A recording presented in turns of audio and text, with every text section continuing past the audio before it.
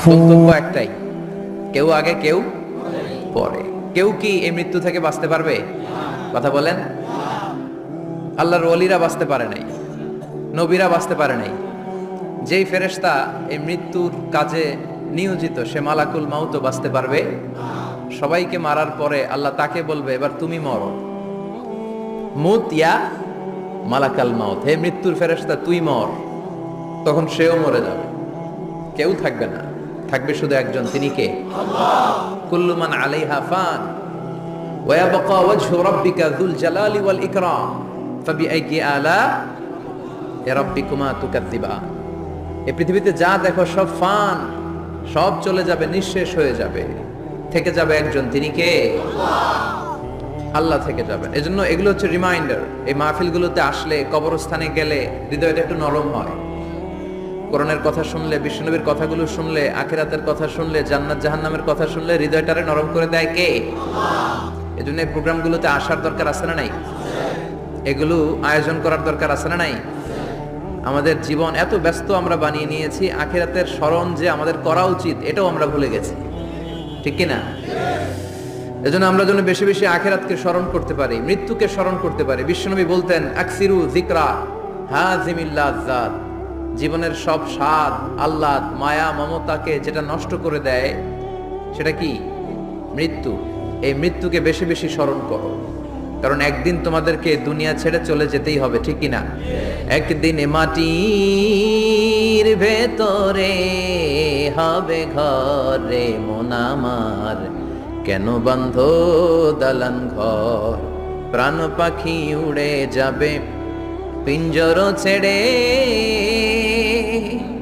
ধরা ধামে সবই রবে তুমি যাবে চলে, বন্ধু বান্ধব যত, মাতা পিতা দ্বারা সুত, সবই হবে তোমার পরে মন আমার, কেন বান্ধ দালান ঘর, একদিন মাটির ভেতরে হবে ঘরে মন আমার, কেন বান্ধ দালান ঘর, ঠিক কিনা?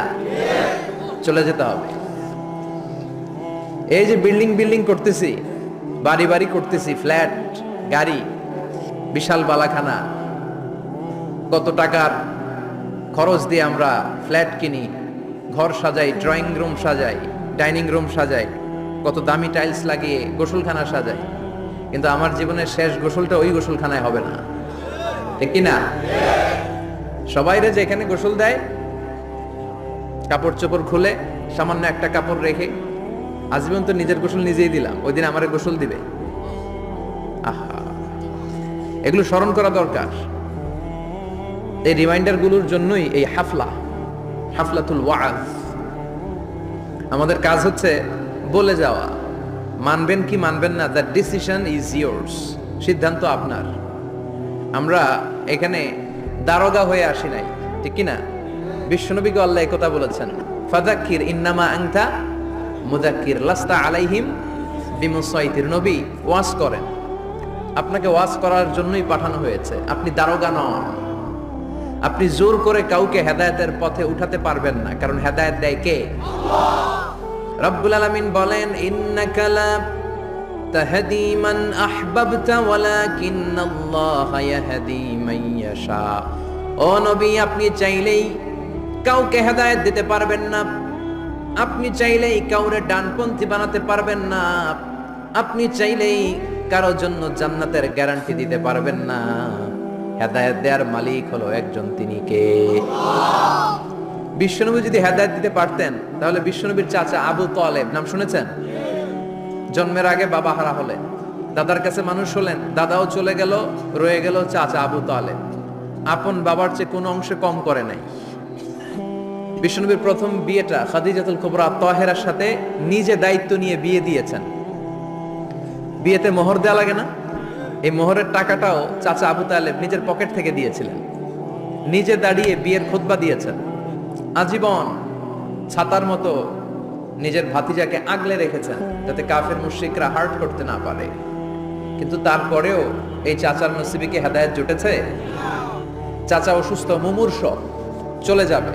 বিষ্ণু বলেছেন, লাকিনু মাউতাকুম লা ইলাহা ইল্লাল্লাহ, তোমরা মুমূর্ষদের সামনে বসে লা ইলাহা পড়ো। তো বিশ্বনবী যে তালকিল দিলেন, চাচা আপনি পড়েন না লা ইলাহা ইল্লাল্লাহ মুহাম্মাদুর রাসূলুল্লাহ।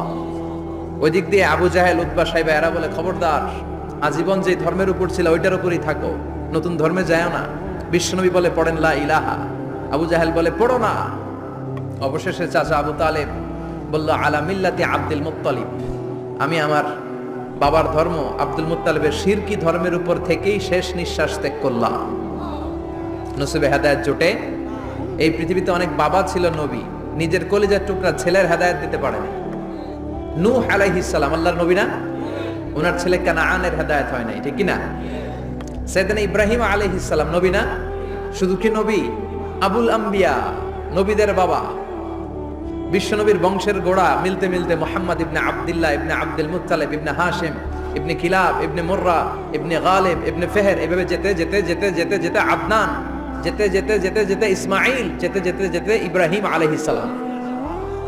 বিশ্বনবীর বাবা। বিশ্বনবী দোয়া করতেন আনা দাওয়াতু আবি ইব্রাহিম, আমি আমার বাবা ইব্রাহিমের দোয়ার ফসল।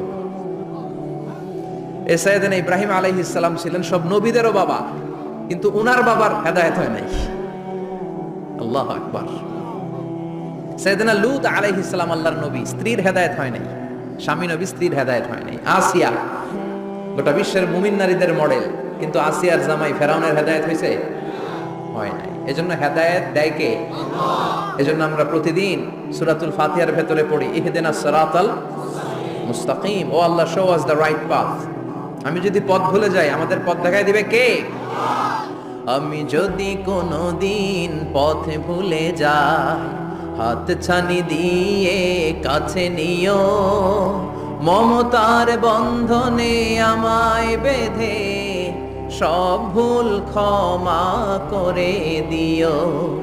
আমি যদি কোনোদিন পথ ভুলে যাই, হাত ছানি দিয়ে কাছে নিও, মমতার বন্ধনে আমায় বেঁধে সব ভুল ক্ষমা করে দিও। পড়েন আমিন। আমরা যদি পথ ভুলে যাই, আমাদের পথ দেখায় কে? আল্লাহ। এজন্য আমরা পড়ি ইহদিনাস সিরাতাল, সবাই পড়েন ইহদিনাস সিরাতাল। O Allah, show us the right path, show us the correct path, show us the middle path. বিশ্বনবী একবার খেজুরের একটা ডালা ভাঙলেন, বুখারীর বর্ণনা। ডালা ভেঙে সাহাবাদেরকে নিয়ে মরুভূমির মাঝখানে ডালা দিয়ে একটা দাগ টানলেন, লম্বা দাগ টানলেন বালুতে, আর বললেন হাদা সিরাতুল মুস্তাকিম, এটাই সিরাতুল মুস্তাকিম। আর ডানে বায়ে অনেকগুলো দাগ টানলেন আর বললেন হাদিহি সুবুলুশ শায়তান, এগুলো শয়তানের রাস্তা। এক এক রাস্তায় এক এক শয়তান থাকবে, এক এক ডানে বায়ের এক এক রাস্তায় এক এক শয়তান হাতছানি দিবে। এক শয়তান বলবে আসো তাফসীর মাহফিল বাদ দিয়ে গানের কনসার্টে আসো, ওখানে মমতাজ গান গায়, আছে না নাই? আরেক জায়গায় বলবে মদের আড্ডাখানে আসো, হিন্দি সিরিয়াল শুরু হয়েছে দেখতে আসো, জিনা করতে আসো, মিথ্যা বলতে আসো, চুরি করতে আসো, ঘুষ দিতে আসো, বেপরদার পথে আসো, অন্যায়ের পথে আসো, অপরাধের পথে আসো। এক একটা পথ থেকে ডানে বায়ে শয়তান হাতছানি দেয়, কিন্তু মুমিন কখনো তার পথ হারায় না, ঠিক কিনা? মুমিন সিরাতুল মুস্তাকিমে উঠেছে। এই সিরাতুল মুস্তাকিমের পথটা সোজা না বাঁকা? কথা বলেন। সোজা, স্ট্রেইট ফরওয়ার্ড টু জান্নাহ, স্ট্রেইট ফরওয়ার্ড টু জান্নাহ। এই দুনিয়াতে এই রাস্তায় উঠলে হাঁটতে হাঁটতে রাস্তার ওই মাথায় দেখবেন জান্নাতে ঢুকে গেছে। সুবহানাল্লাহ বাড়িতে গিয়ে বলেন, বলেন আল্লাহু আকবার। এজন্য পথ দেখায় কে? পথ চাইবো কার কাছে? বিপদে আপদে, সুখে দুঃখে, যে কোনো অবস্থায় আমরা ভরসা রাখবো কার উপর? কারণ তিনিই পারেন আমাদেরকে বিপদমুক্ত করতে। তিনি বিপদমুক্ত করেছেন বিপদগ্রস্তদেরকে, তিনি বিপদগ্রস্তদের সহায়। মনে থাকবে ইনশাআল্লাহ। পড়েন কবরবাসীতে যারা ঈমান নিয়ে চলে গেল, আল্লাহ তাদের মাফ করো, কবরগুলারে জান্নাতের বাগান বানাও। আজকের প্রোগ্রামের সভাপতি জনাব Shah Alam Sarkar, MD, Dubai air travels Companiganj আসছে সভাপতি, মাশাআল্লাহ। প্রধান অতিথি জনাব সাইফুল ইসলাম সরকার হারুন, প্রশাসনিক কর্মকর্তা, গণপূর্ত গৃহায়ন মন্ত্রণালয়। কথা হলো আমার সাথে। আমার আগে কথা বলেছে কারি ইয়াহইয়া নোমানি, কথা বলেছে মির্জা মোহাম্মদ ইয়াসিন আরাফাত, চমৎকার কথা বলেছে। যারাই কথা বলেছে ভালো কথাগুলো আমরা যেন আমলে নিতে পারি, আল্লাহ তুমি তৌফিক দাও। আসুন আমাদের অনেক দামি সময় আমরা নষ্ট না করে সরাসরি কোরআন থেকে শুনি। আমি আমার খুতবার শুরুতে সূরাতুল হাশরের 20 নম্বর আয়াত তেলাওয়াত করেছি। এটা মুখস্থ আছে অনেকের, আছে না? লা ইয়াস্তাবি আসহাবুন নার ওয়া আসহাবুল জান্নাহ, আসহাবুল জান্নাতি হুমুল ফাইজুন। সূরাতুল হাশরের এই 20 নম্বর আয়াতে আল্লাহ তাআলা বলছেন, যারা জান্নাতে যাবে আর যারা জাহান্নামে যাবে তারা কখনো সমান নয়। যারা জান্নাতে যাবে তারাই হচ্ছে সফলকাম। সুবহানাল্লাহ পড়ে। এখন সিদ্ধান্ত আপনার নিতে হবে, আপনি কই যাবেন, আমি কই যাব। আল্লাহ তো বলে দিলেন, the people of heaven and the people of hellfire are not equal. The people of heaven gained the ultimate success. সর্বোচ্চ সফলতা অর্জন করেছে তারা, জান্নাতি হয়েছে যারা। ঠিক কি না? সফলতার মানদণ্ড আল্লাহ কোরআনে অনেকগুলো দিয়েছেন। কোথাও বলেছেন, قد أفلح المؤمنون الذين هم في صلاتهم خاشعون। সফল হয়েছে তারা, ঈমান এনেছে যারা। আবার কোথাও বলেছেন, قد أفلح من زكاها وقد خاب من دساها। নিজের আত্মাকে পরিশুদ্ধ করেছে যারা, সফল হয়েছে তারা। আবার সূরা হাশরের 20 নম্বর আয়াতে আল্লাহ বললেন, জান্নাতে ঢুকতে পেরেছে যারা, সফল হয়েছে তারা। জান্নাতে ঢুকতে, কোন রকম ঢুকতে পারলেই সফল। এটাই তো আমরা চাই। আমরা কি চাই? জান্নাত চাই। চিল্লায় বলেন, কি চাই? মালিক তুমি জান্নাতে, তোমার পাশে আমায় একটি ঘর বানিয়ে দিও, একটি ঘর বানিয়ে দিও, সে বিভীষিকাময় মহাদিনে তোমার প্রতিবেশী করে নিও। মালিক তুমি জান্নাতে, তোমার পাশে আমায় একটি ঘর বানিয়ে দিও, একটি ঘর বানিয়ে দিও। পড়েন আমিন। এজন্য আলটিমেট সাকসেস যদি অর্জন করতে চাই, আমাদেরকে জান্নাতি হতে হবে, আমাদেরকে বুদ্ধিমান হতে হবে, যোগ বিয়োগ দিয়ে হিসাব কষে আমাদের পা ফেলতে হবে। মুমিনরা বোকা হয় না, মুমিনরা অথর্ব হয় না, মুমিনরা তাওয়াক্কুল করে কার উপর? আর মুমিনদের টার্গেট হলো জান্নাত। মুমিনদের টার্গেট কি? আবার অন্য আয়াতে আল্লাহ বলেন, ফামান যুহজিহা আনিন নারি ওয়া উদখিলাল জান্নাতা ফাকাদ ফাজ ওয়া মাল হায়াতুদ দুনিয়া ইল্লা মাতাউল গুরুর। জাহান্নাম থেকে যারা বের হওয়ার সার্টিফিকেট পেল, জাহান্নাম থেকে যারা মুক্তি পেল, আর জান্নাতে ঢোকার গ্যারান্টি যারা পেল, তারাই হলো আসল সফল। সুবহানাল্লাহ পড়ে। তাহলে সফলতার মানদণ্ড সূরা হাশরের 20 আয়াত থেকে বোঝা গেল, জান্নাতে যারা ঢুকতে পারবে এরাই সফল। ঢুকতে চাই তো আমরা? এত আস্তে ইনশাআল্লাহ সবাই জান্নাতে ঢুকতে চাই তো ইনশাআল্লাহ? আল্লাহ বললেন, ফারিকুন ফিল জান্নাহ ওয়া ফারিকুন ফিস সাঈর। সবাই কিন্তু জান্নাতে ঢুকবা না, কারণ জাহান্নামও আছে না নাই? ওইটাতেও কিছু ঢোকার দরকার আছে না নাই? কিন্তু আমরা ঢুকতে রাজি না। আজকে যারা আসছে আমরা সবাই কই ঢুকতে চাই? কথা কন।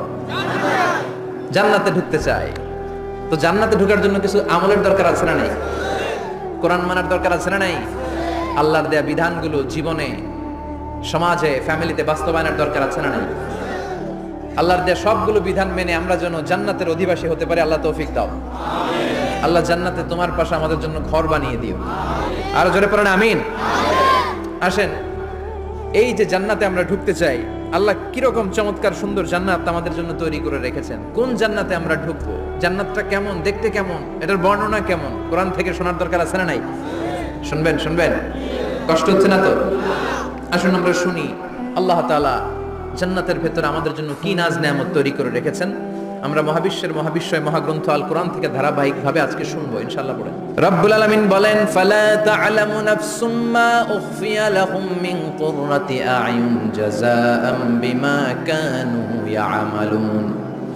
কত সুন্দর জান্নাত আমি তোমাদের জন্য প্রস্তুত রেখেছি, তোমরা কল্পনাও করতে পারবে না, কল্পনাতেও আনতে পারবে না। ফালা তা'লামু নাফসুম মা উখফিয়া লাহুম, কত সুন্দর জান্নাত আমি রেখে দিয়েছি, পৃথিবীর কেউ এটা বলতে পারে না।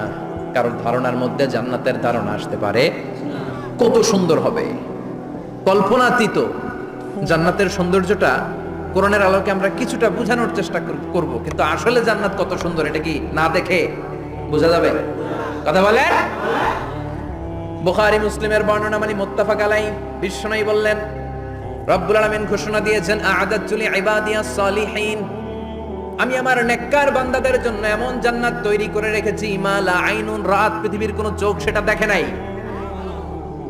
ওয়ালা উযুনুন সামিআত, পৃথিবীর কোনো কান ওই জান্নাতের কোনো শব্দ শুনে নাই, ওয়ালা খাতারা আলা কলবি বাশার, মানুষের অন্তর দিয়ে জান্নাত কত সুন্দর হবে কল্পনা করা সম্ভব না, অসম্ভব।